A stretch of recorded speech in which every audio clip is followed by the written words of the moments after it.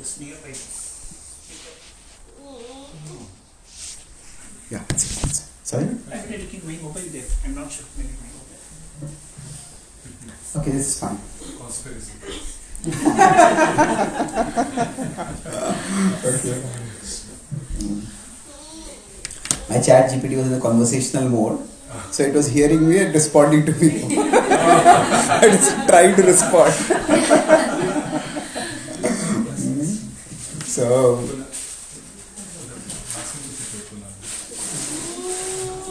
now, conspiracy means that there is, instead of frontal attack, the defenders, whoever they are sidetracked. So Ram realized this is a conspiracy. And at this particular point, he immediately turned back. He just examined that now that deer, the demon, whatever it was dead. Zaro had done his job. But during this time, Ram had come far into the forest.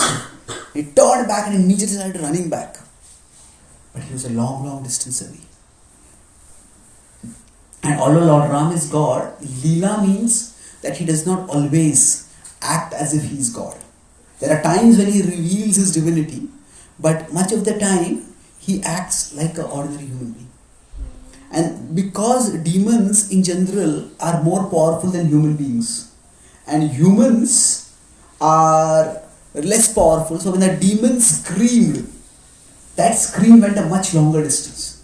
Now Ram could have screamed, "Now I am safe, no need to come." But that voice would not have gone that far. So he ran back. Now when Sita heard that voice, now she had already become more and more anxious. At one level, she had the desire to get the deer. But there was a part of her that was also concerned. Might Lakshman be true? Might there be some danger? And it's one thing if someone we love is in danger. It's another thing if that person, that loved one is in danger because of what we told them to do, isn't it? Say if somebody is coming from office and there's a storm, our family member is coming from office and there's a storm, you will be worried what happened. But if we ask them to go out and buy something urgently and then a storm comes, then we may think, should have actually sent them. So, along with the fear, there was a bit of guilt also. That I did something wrong. And then, when Sita heard that Ram is calling out, she looked at Lakshman. She was just beside herself inside, and she said, "Lakshman, why are you not going to Ram's help?" And Lakshman seemed completely unaffected and unmoved. And he said, "This is not Ram. This is some demon impersonating Ram's voice." And now, to some extent, Sita trusted Lakshman's judgment. But here she started worrying. But why are you not hearing Ram's voice? She started thinking, if Ram is in danger, why are you not going there? Even if there is a possibility that there might be danger, just go there and see. So here, sometimes when we are disturbed about something has happened, we are disturbed, and then we tell it to someone else. And if that person is not disturbed, the other person's intention might be, by their calmness, that we will also become calm. But sometimes the mind can work in the inverted way. If first I am disturbed about what happened, and then I am disturbed that you are not disturbed, then I tell you what happened. If we are disturbed about something, this is terrible, and nothing, why are you so worried? Their intention might be to reassure us, but it has the opposite effect. It is serious, how can you not take it seriously? So, she became even more disturbed by that. And when she became disturbed, and Lakshman just didn't seem to be taking her concern seriously. And then somehow wanted Lakshman to do something. And when emotions become too strong, then emotions, they don't just silence our intelligence. Sometimes it is that emotions can actually power our intelligence. See, what should happen is that our emotions are naturally there, but our intelligence is also there. All of us have these two faculties, the emotion and reason. Now, ideal situation is where emotion and reason, they both talk with each other and internally, and then we take a wise decision, taking both in consideration. Sometimes when the emotions become very wild, then the reason has to control the emotion. Okay, don't get so worried about these things.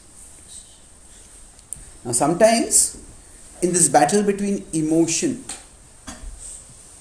and reason, so this is emotion and say this is reason.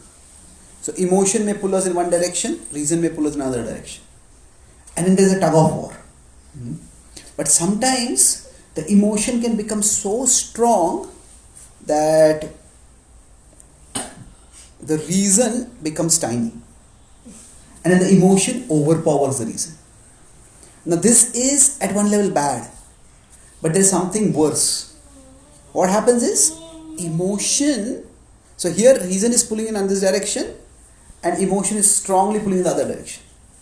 But sometimes what happens is emotion converts our reason. That means where emotion wants to go, reason becomes an obedient follower. That means we start coming up with some justification for what we want to do. So Krishna says that self-destructive desire can occupy not just our mind but also our intelligence.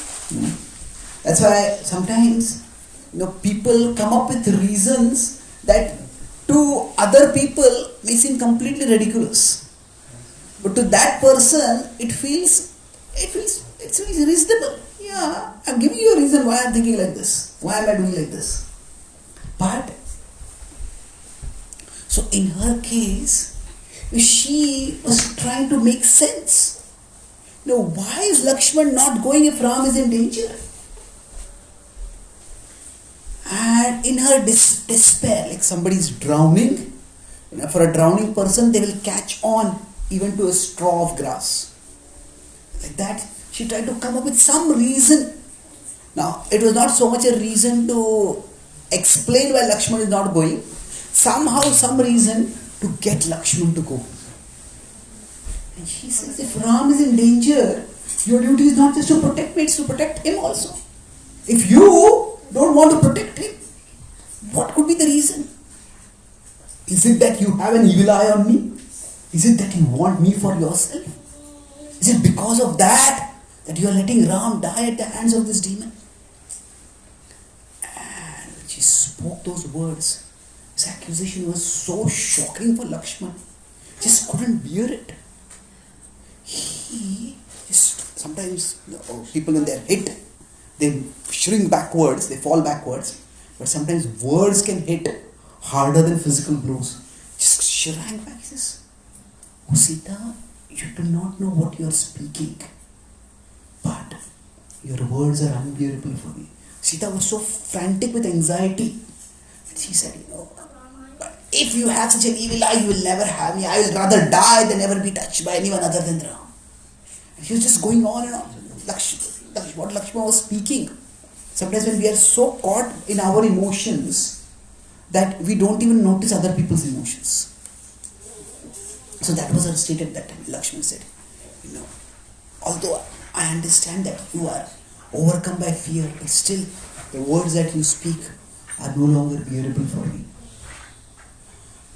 I will go now as you want. I cannot be here. I'll go to find Ram. And she departed from there. Now, here, if we go downwards, the next thing that happened was Sita's accusation. Now, for anyone to be accused, it's painful. Now, if somebody's intention is exactly the opposite of what they are trying to do, then the accusation is even more painful to bear. And life is such that we all will be accused at times. So Sita accused, and then Lakshman departed. Now, was Sita wrong in accusing Lakshman? Well, we can say yes, it was a terrible accusation to make. But if we go deep into that particular situation, then to some extent, why she spoke what she spoke is understandable. Just because something is understandable does not necessarily make it acceptable. But understanding, why did she speak like this? Even Lakshman understood it. Lakshman went away from there. And when he went away, at that time, Lakshman and Ram met in the middle. And Ram said, why you left Sita? And then Lakshman told in broken words what had happened. He couldn't even speak what Sita had said. And Ram, again, now what had happened to Sita earlier, now happened to Lakshman. Lakshman was shattered by the accusation that Sita had made. And Ram said that, she must have been too much anxious. Why did you take her words so seriously? You should not have taken her words so seriously. And they immediately turned and they ran back. Now, in the meanwhile, what happened? See, Lakshman was terribly hurt, but it's important that he didn't hold it against Sita. That when they found out Sita is abducted, he didn't say, she accused me like that, serves her right.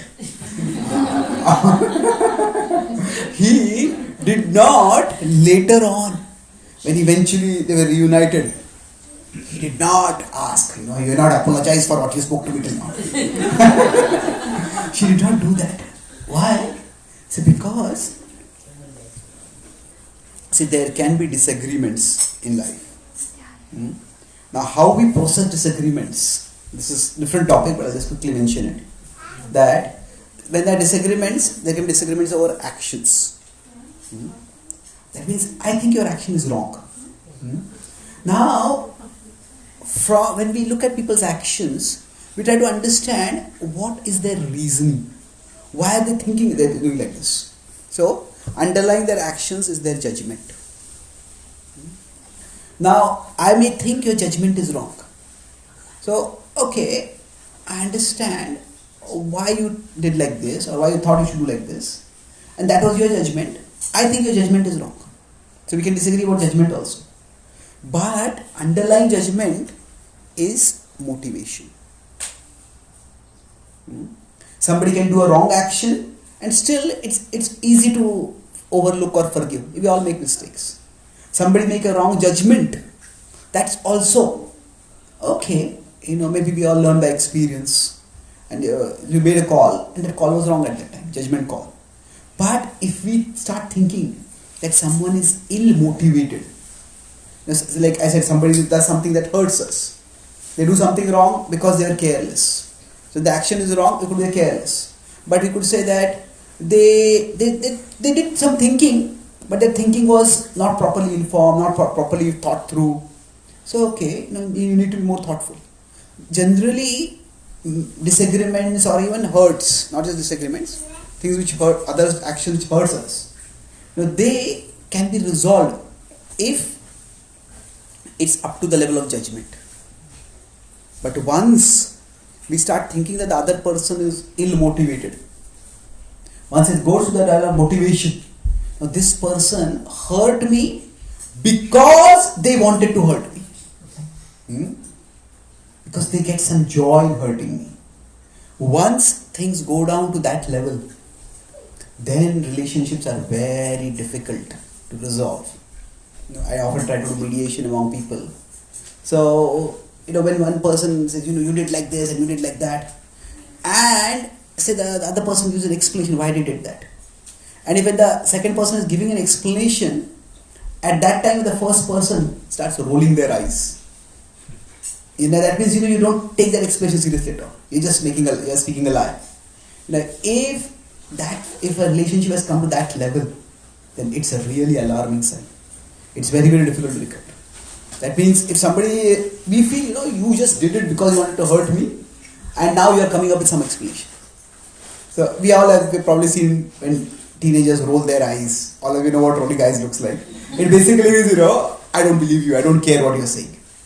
So now what happened was, although the words that Lakshman heard from Sita were very hurtful, he did not let that cloud his vision of her. So this itself is an important lesson. Now don't see intention in words that are spoken in tension. That don't see intention in words that are spoken in tension. We all may speak certain things.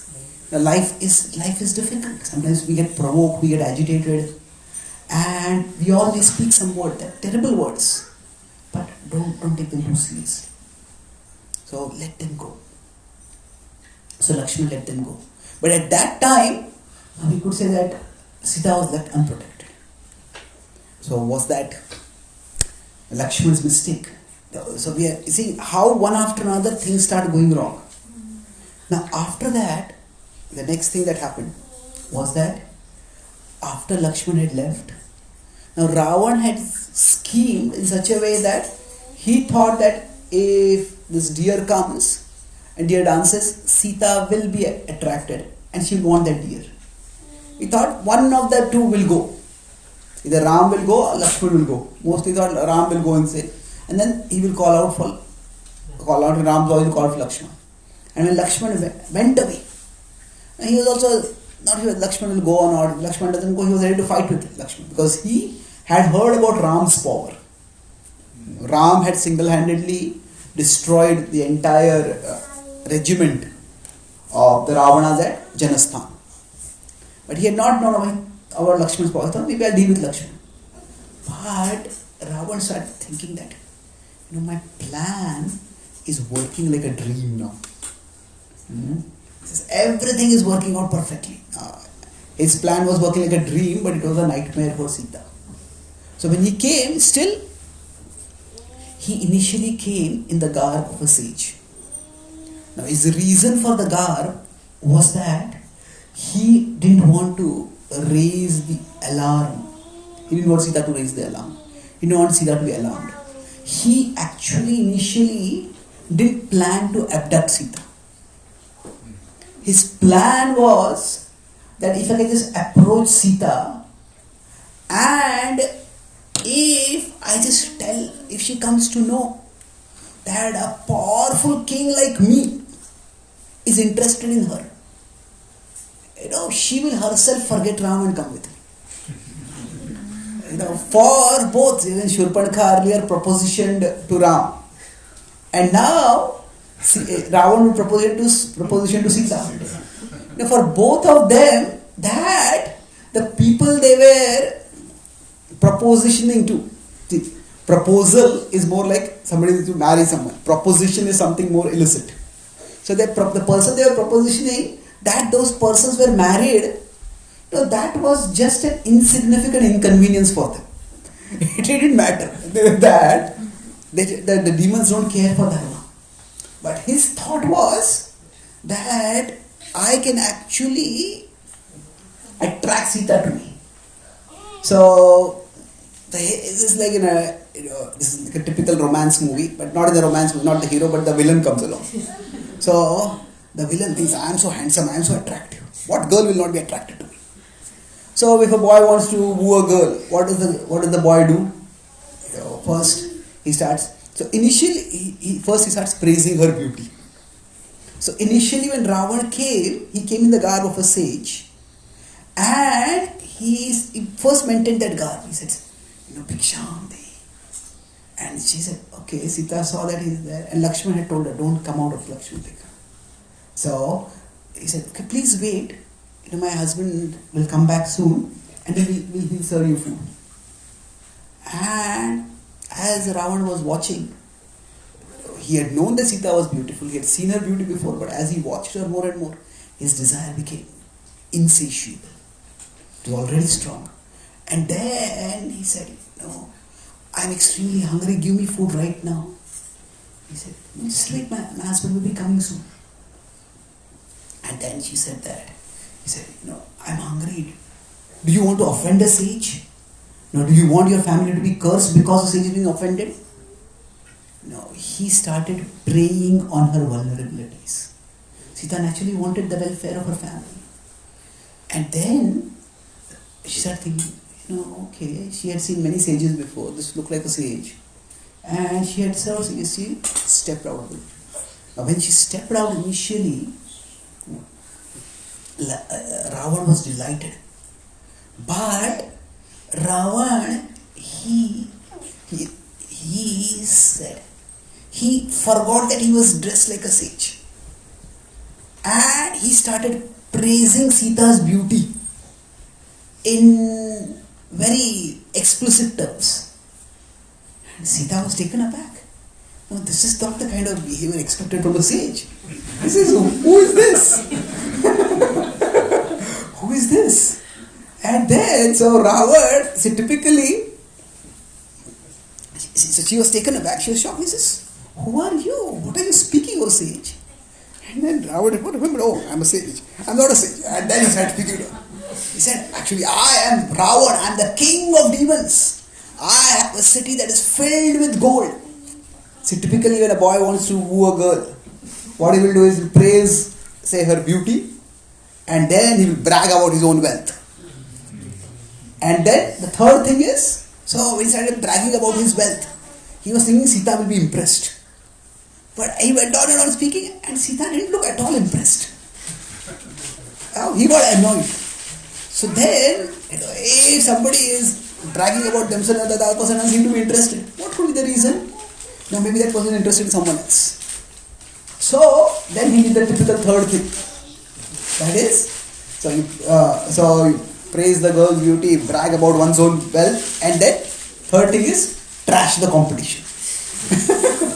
So he started criticizing Ram. This Ram is just a worthless beggar. What can he give you? He can give you nothing. I can give you the wealth of the whole universe. You will become my chief queen. Now, Sita initially was alarmed to see that this is Ram. He was bragging. But when he started criticizing Ram, she just became disgusted. She became enraged. And started turning back to, again going to the protected circle. But Ravan saw that his words were not having any effect. And that's the time he swooped down on her. And he caught her. And he caught her. His plan was, if his seduction didn't work, then he would use abduction. So he abducted her. And then he started dragging her. He had his chariot nearby. He summoned his chariot. Chariot came and they got on the chariot. Now as Sita was being abducted, she realized that what is happening was horrible. She started calling out, screaming for help. And when she was screaming for help, at that time, she saw somebody over there who could help. Who was that? Jatayu. Now she was a warrior princess. Now, as a warrior princess, she could assess the strength of different people. So now here, if we go down in the sequence, what had happened was Lakshman had departed. You could say, now then Sita came out of the circle. So we could say maybe this was a mistake. We'll look back later to see what is a mistake and what is not a mistake. But the key point over here is that this is what happened. Sita came out and then she was abducted. And now she was a warrior queen, and although she was panicky that she's being abducted, but she quickly assessed that Jatayu will not be a match to Ravan. Jatayu was powerful, but he was still old. And she said, Jatayu, she called out to Jatayu, Jatayu, please don't try to stop Ravan. Please just inform Ram that I have been abducted. Now, she wanted to make sure that at least Ram knows where I have gone. What has happened to me. It was not just when she was telling him, it was not just that Ram should come and protect me and for her own safety. She also wanted Ram to know. See, when someone is disappeared and you have no clue where they have gone, then the anxiety is so much more because you don't know what to do. If we know what to do, then at least some level the anxiety is mitigated. So then, but to her dismay, Jatayu didn't seem to listen to her. Jatayu sprang up and he confronted Ravan. Ravan just neglected this. Who is this bird, vulture? I don't care for it. Jatayu tried to speak some good sense to Ravan, but Ravan was beyond hearing any good sense. Then Jatayu attacked Ravan. And initially Ravan thought this bird is insignificant, neglected the attack. But Jatayu fought fiercely. That's the whole enormous story about what happened, extraordinary story. And Jatayu fought, and initially he seemed to be winning. He fought phenomenally. And he would come down from behind and he just attack Ravan with his talons, with his beak, with his claws, and he'd rip his skin and Ravan started bleeding. And he would drag Ravan by the hair and pull him around and then fly away.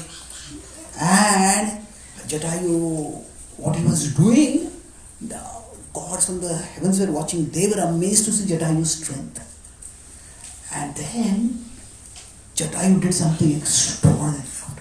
With his powerful wings, he slammed the carriers, the mules that were driving around his chariot.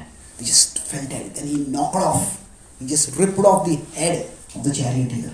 He slammed into the chariot. And the chariot broke into pieces. And then now this happened. He had tried to attack Ravan, and what had happened was he had ripped off Ravan's arms. He had tried to pull off Ravan's head, but Ravan's arms reappeared. When he realized that I can't harm Ravan, he thought, let me at least stop him. And that's why he slammed into his chariot. And what seemed to be a victory, what seemed to be at least a breakthrough, initially unfortunately worked against him. Because Ravan came down. But now when Jatayu had to attack Ravan, he had to from above come down and then fly up again. When he was just flying there in the sky, he could just come and go by. So he was coming in going so fast that Ravan was not able to attack him. And Ravan realized that Jatayu is far more powerful than what I thought. And then he saw that I'm not able to get the better of Jatayu. Then he started playing the waiting game. Say suppose the tennis match is going on and the one player is better than the other player. The first player is winning, but the second player knows that this first player is injured slightly. This player maybe has a lot of talent but doesn't have a lot of stamina. So deliberately what they will do is the second player will just hit the ball in one corner and the other corner, get the other player to keep running and running and running. Just tire the other person. And once the other player is tired out, then even though that other player that player was talented, he just not be able to play. So Ravan started playing the waiting game. Jatayu would swoop in to attack Ravan and Ravan would just dodge the attack. And then slowly Jatayu started getting tired. Now Sita was watching all this. Sita had run away nearby and she was watching from a safe distance. And finally, to her utter horror, she saw that as Jatayu swooped down, Ravan this time dodged again, but he was noticing that Jatayu was slowing down. And because he saw that now he's going to slow down, he's just grabbed that opportunity and instead of just moving aside, he dodged the attack and immediately plunged back and swung his sword. And Jatayu's wing fell off. Somehow with one wing, Jatayu tried to fly into the sky again. Although he tried to fly into the sky, first of all he was tired, second he was wounded, he slowed down. And then Ravan lopped off his second wing also. And Jatayu fell down wounded. And then immediately he turned towards Sita and grabbed her. And he started fleeing. Now he started using his own mystic powers to fly through the sky, holding on to Sita. Right? At this point, Sita could have got angry with Jatayu. I told him, don't try to stop. Don't try to stop, just inform. Now the Jatayu was so severely wounded. She didn't even know whether Jatayu was alive or dead. Most likely he was dead. And would Ram even be informed what had happened to her? So then here you could say Jatayu's decision. Was it a right or a wrong decision? Now whatever has happened had happened. As she was being taken to the sky, she was calling out to whoever might help. But Ravan was such a powerful and dreadful being that nobody dared to intervene. And then her screams, her lungs were getting tired. Her screams now started becoming whimpers. She couldn't even call out. And yet, whenever she would see any being, she would try to call out. And then suddenly, she saw, as they were going through the air, she saw a small group of large monkeys over there. And she called out, help! And they looked up. And they looked up. They were way up in the sky, Ravan and Sita, so they couldn't do anything. But she saw they had kind looking faces. So she thought, I must do something. So while Ravan was holding on to her, she just quickly, with her hand, she took off some of her ornaments. She tied them in a cloth and she bundled it and threw it down. Now all this happened within moments. It was not that Ravan was slowing down his flight to do some sightseeing over there. So Sita saw, and within moments she made the decision. She had that presence of mind. And those those ornaments were collected by those monkeys. Who are these monkeys? Sugriva. Sugriva, and who else was there with him? Hanuman, yes. Good. So they collected, and later on, when Ram came to search for Sita, at that time, they gave him those jewels. And then, when Ram saw those jewels, that gave him the assurance that Sita is alive, that Sita is still waiting for him. Sita has left a clue for him. It was a small gesture, and Sita didn't even know whether those ornaments would be found or not. But while the gesture of dropping her ornaments, it was it's a tiny gesture. What is going to happen? But it had a mighty significance. The significance was that Sita had not lost hope. When the things go wrong, the greatest danger is not that things go wrong. The greatest danger is that because things go wrong, we start losing hope. So Sita had not lost hope. Sita had held on to that hope that Ram will find her.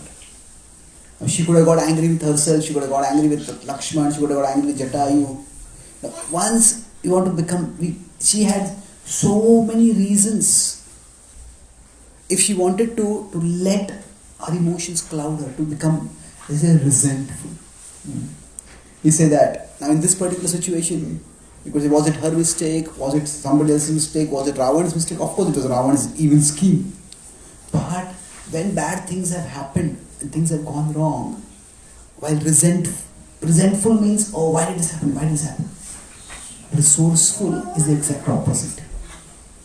So Sita, in dropping those ornaments, she showed that she was resourceful. And her resourcefulness arose from her faith in Lord Ram. So for most of us, we may not have to ever go through such a traumatic kind of situation, but we all go through situations when things do go wrong. And when the natural reaction is to be resentful. So I'll talk about how we can become resourceful. Now what does resourceful mean? I'll talk about, this is the last part of the talk, I'll talk about two aspects of resourcefulness and then 3 steps towards being resourceful. So, what are the 2 aspects? See, basically in our life, there are our situations and then there are our expectations. So, we find ourselves in a particular place. And we had some expectation when we came there. So we take up a job and we thought, okay, this job will be in this particular field, I'll have this kind of colleagues, and then we find something else. So there's often a mismatch between situations and expectations. Now when this happens, being resourceful means that we do one of 2 things. One is that we adjust situations to match expectations. That means we change the situation. But the other is the opposite. We adjust our expectation to match the situation. So in life, both are required at different times. So often in today's world, the first category is glamorized. Like some people say that, I never take no for an answer. I force the world to bend to my will. I am an achiever, I am a winner. That's the propaganda. And yes, if somebody does that kind of determination is praiseworthy. But at the same time, our greatness is seen not just by how we get the world to bend to our will. Greatness is also seen in how we can gracefully accept when the world says no. Because nobody is powerful enough that they can get every situation to match their expectation.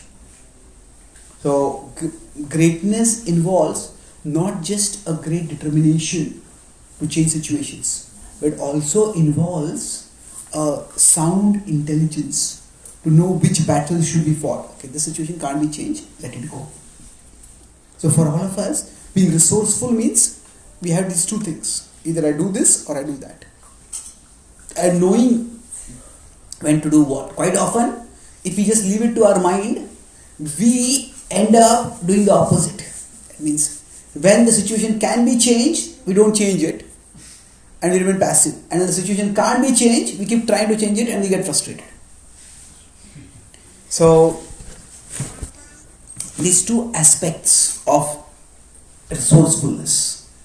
Now, adjusting to situation also requires intelligence. How to lower our expectations.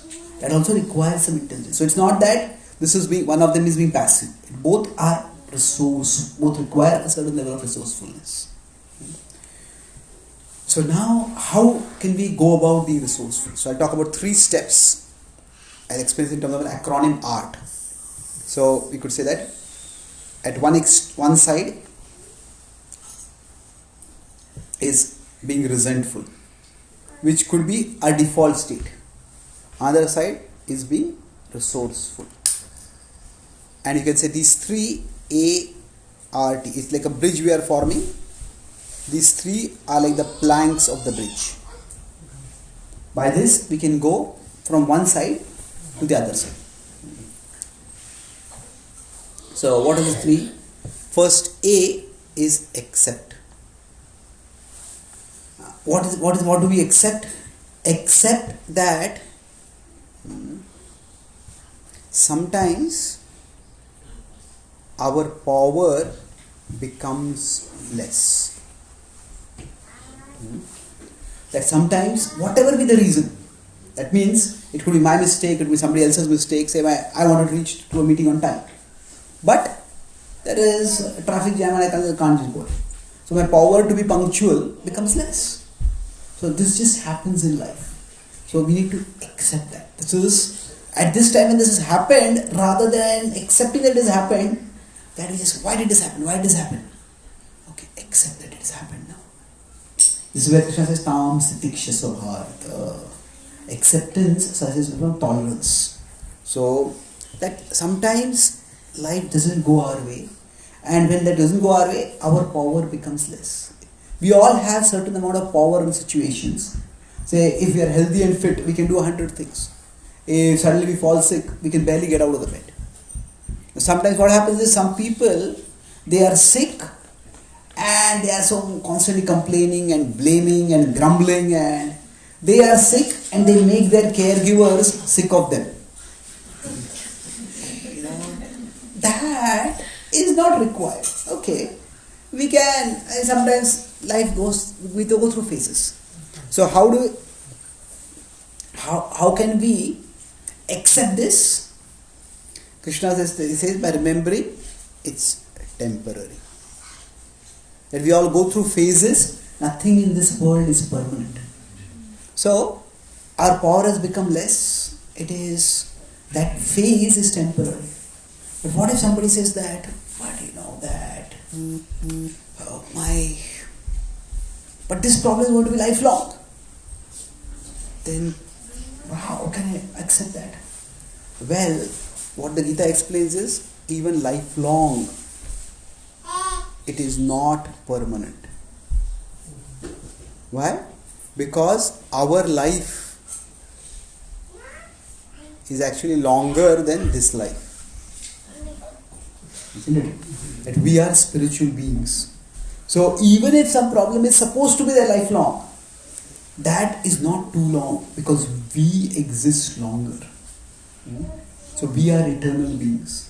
So it's only when we think the situation, if we just understand that it's temporary, we can bear it.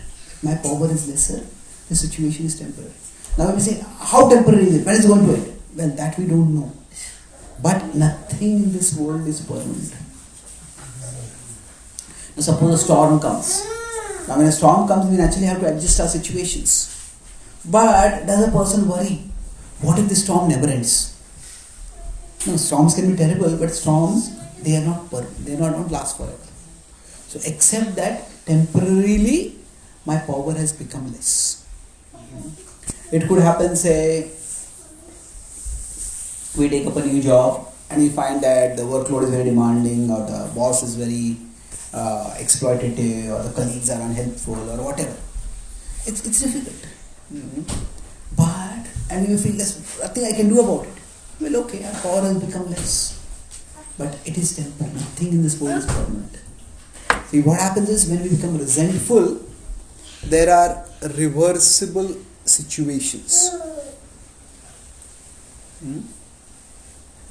And often, those reversible situations lead to reversible emotions. Then one day, something happens, I feel this job is dreadful. Especially among teenagers and young people, it happens. There's two people feel that I have fallen in love, and then one person says, I can't live without you, I love you. And a few days later, I can't live with you. He said, I hate you. So, what happens is, our emotions are reversible. But quite often, if this acceptance is not there, that sometimes the other person will do something which we don't, doesn't sit well with us. People do disagreeable things. But many times, because of this, people end up taking irreversible decisions. So, this is what we want to avoid. Reversible situations and reversible emotions should not let us into irreversible decisions. So accept that things may become, our power may become less, it's temporary. We don't have to become hopeless. We don't have to just quit completely. We don't have to give up. So this long-term vision, that's what spirituality provides us, that life is far bigger. So our life, when our power has become less, our life is not like a sprint. If I just don't get the finishing line first, I'm lost forever. It is a marathon. And sometimes we may fall back, but that doesn't mean we are lost.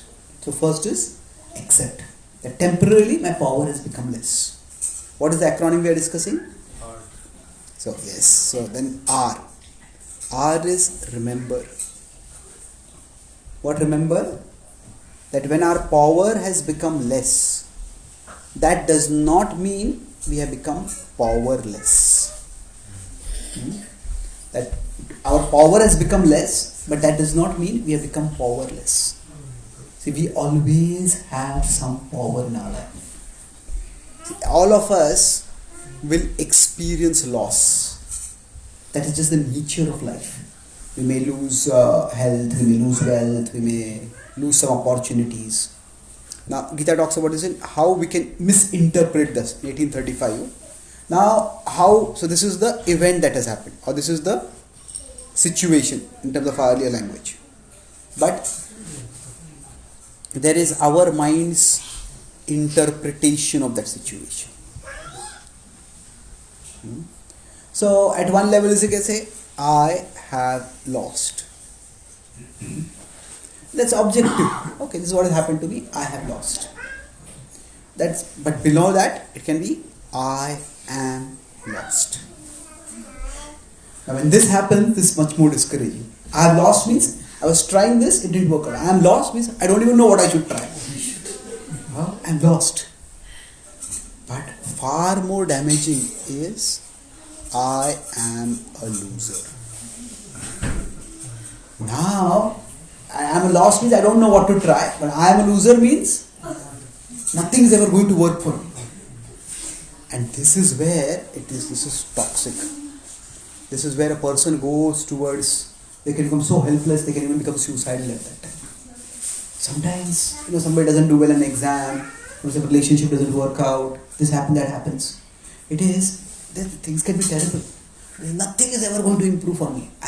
I'm powerless. Well, we are never powerless. Our power may have become less, but we are never powerless. Now, how can we know that we are never powerless? There are two ways to understand this. One is we talk from a psychological perspective, and another from a philosophical perspective. Psychological perspective means that suppose somebody is in a terrible situation. Maybe somebody says, that, okay, I'm in this relationship, but it's terrible, nothing seems to be working. Everything is doomed. I'm completely powerless. Okay, then we can do a thought exercise. Somebody says, okay, I'm in a terrible situation, I'm powerless. Okay, you can ask them, can you make things worse? Hey, what? Are you foolish? Are you nuts? I'm already in a terrible situation. Why would I want to make it worse? He says, no. It's not that we want to make it worse. The question is, can we make things worse? See, no matter how bad things are, we never lose the power to make them worse.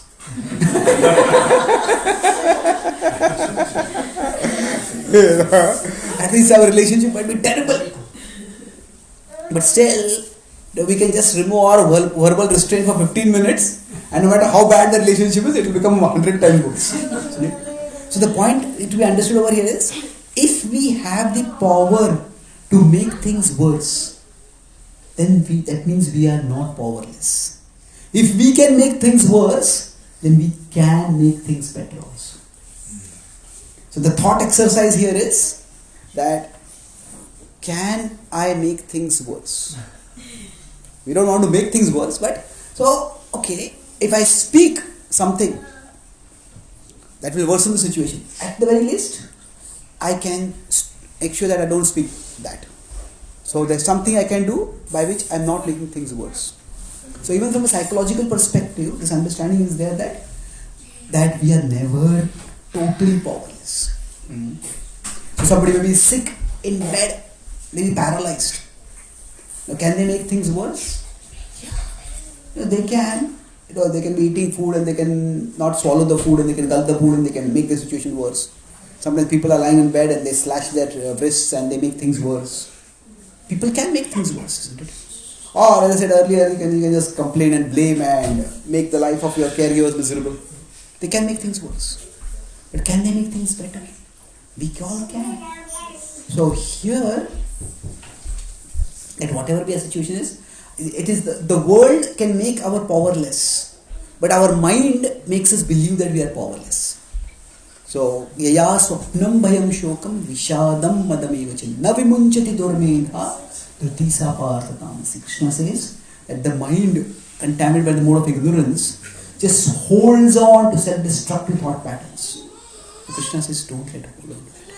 We are never powerless. Now, from a philosophical perspective, no, the point is that we are always loved by Krishna. The Lord is always caring for us. We may have been victimized by others, we may have made a mess of our own lives, whatever it is. Krishna never abandons us. He's always there in our hearts. He always cares for us. Krishna says, Api chet asi papebhya sarvebhya papakuttamam sarvam jnana plavenaiva vrujinam santarishyasi. That no one is ever abandoned by God. That we may say, I made such a terrible mistake. Yes, our mistake may be terrible. But we are finite beings. And as finite beings, we never have so much power that we can stop the infinite being's infinite love for us. The Krishna may be disappointed with us because of some actions that we did. But Krishna never becomes so disgusted that he abandons us. So, the point over here is that we are never powerless. Do you know what is this acronym GPS? What does it mean? Global Positioning System. Yes, it also means God's positioning system. So now what happens is, if say the GPS has told us we are going to some particular place and GPS is going to go left and we go right, then what does GPS do? The GPS say, you didn't obey me, get lost. No, the GPS never does that. The GPS reroutes. So God is like the ultimate GPS. He has the ultimate GPS. So we may have taken many wrong turns. Sometimes we may have taken wrong turns because of our own mistakes. Sometimes the wrong turns may have been because of others having misled us or mistaken.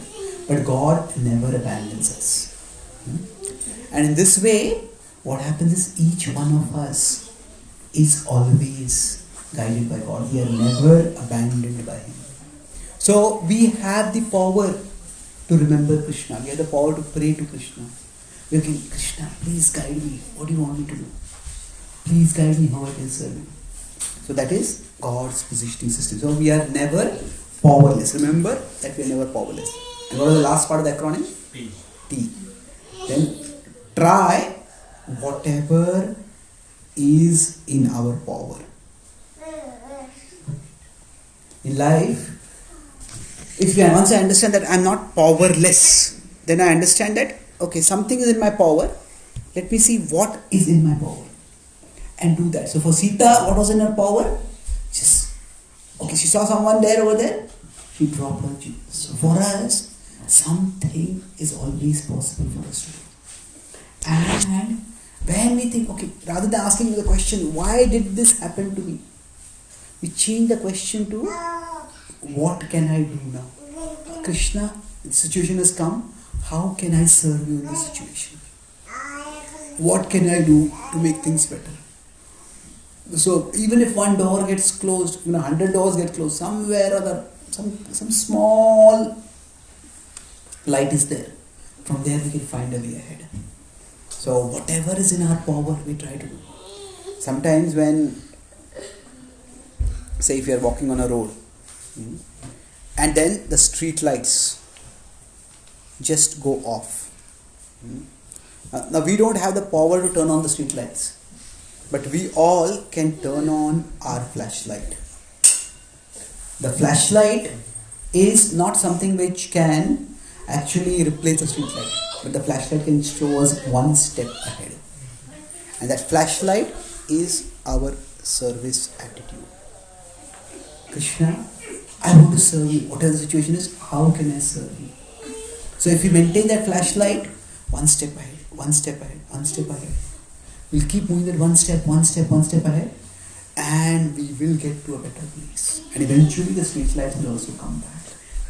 So, in this way, being resourceful. For Sita, Lord Ram, she was reunited after almost a year later. It took time.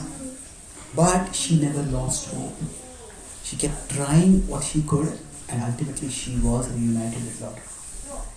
So for all of us, this try whatever is in our power. And how do we find out what is try? Just change the last point I make. We always have some driving question going on in this. The question is why? Why did this happen? Why did this person do like this? Or even why did I do like that? Now there's a time to discuss that. But when we are in trouble, the question is what? What can I do right now? Or how can I serve right now? Sometimes when we say that, don't feel like this, don't think like this, that's very difficult. But instead of telling our emotions what not to think, what we can do right is change our question. Changing our emotions is difficult, but changing our question is much easier. So that means that, I am feeling hopeless. Somebody says, don't feel hopeless. It's like you tell somebody, I am feeling cold. It's like the other person says, don't feel cold. What do you mean, I am feeling cold, isn't it? So, this telling, don't feel hopeless, that doesn't really help. But what we can do, change emotions, that's difficult. But what we can do is, we can instead change our driving question. So if we just change our questions, we'll find that we will be able to find some path ahead, even through the darkest of situations. So I'll summarize what we discussed today. We've already discussed 4 points. That basically the topic was how to go from this journey of being resentful to be resourceful. Within that, first thing we discussed was when things go wrong. So things can go wrong because of multiple reasons.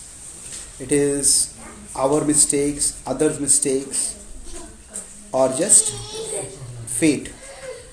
These things beyond our control. So when this happens, we discuss elaborately how this happened in Sita's case.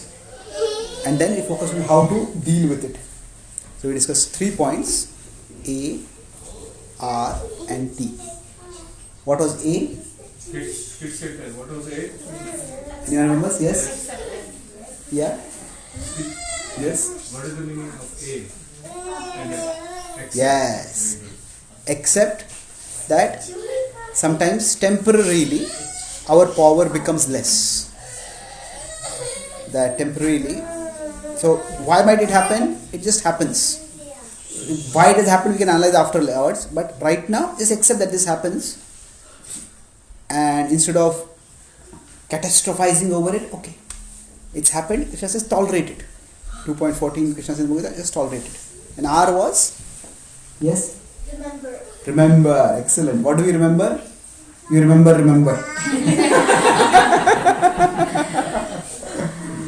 What do we remember? Anyone remembers? You remember Krishna.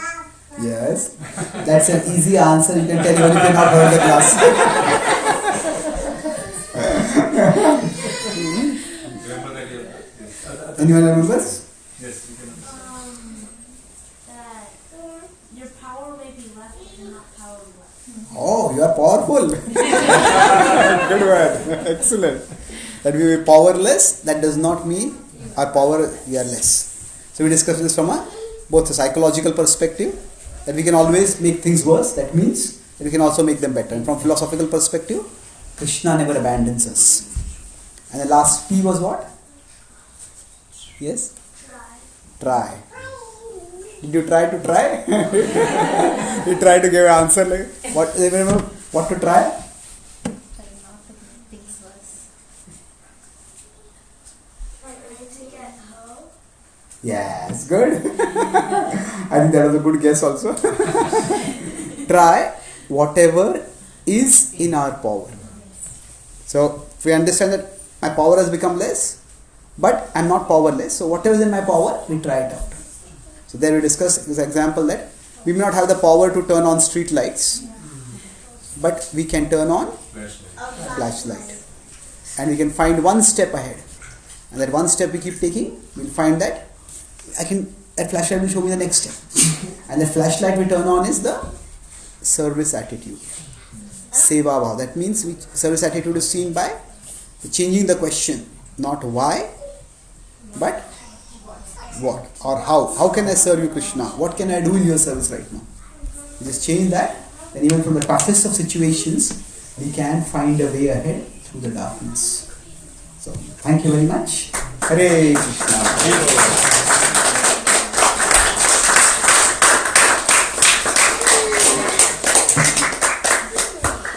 Thank you so much, Chaitanya Charan Prabhu.